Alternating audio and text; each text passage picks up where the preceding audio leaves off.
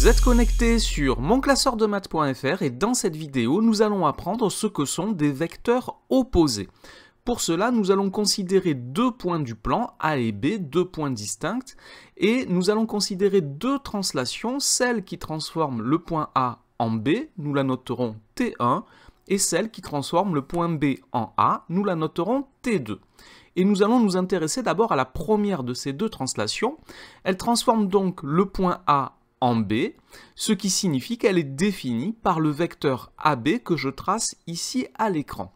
Alors je vais tracer l'image de cette figure que j'ai tracée ici en rouge par cette translation, et voici ce que j'obtiens.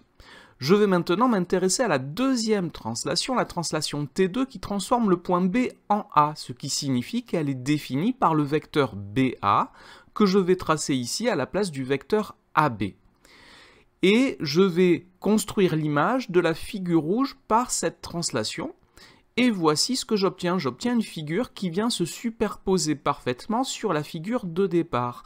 En effet, si on transforme une figure par la translation de vecteur AB, puis par celle de vecteur BA, on obtient la figure de départ. C'est bien ce que nous avons obtenu.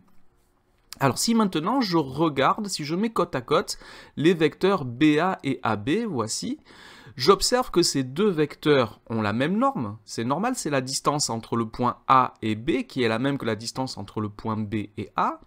Ils ont la même direction, ils sont tous les deux portés par la même droite, la droite AB, et par contre, ils ont des sens qui sont contraires. Donc ces deux vecteurs ont la même norme, la même direction, mais leurs sens sont contraires. On dit que ce sont des vecteurs opposés.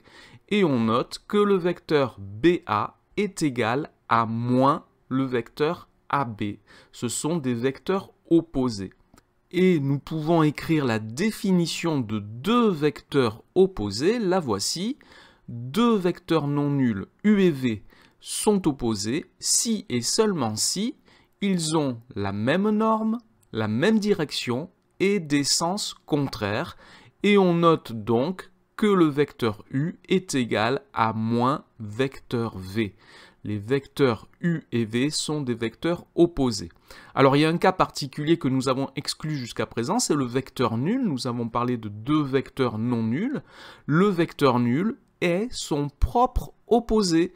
Le vecteur nul est égal à moins le vecteur nul. Voilà ce qu'il faut savoir sur les vecteurs opposés. Cette vidéo est maintenant terminée. Merci de l'avoir regardée. N'oubliez pas de lui donner un j'aime. Au revoir.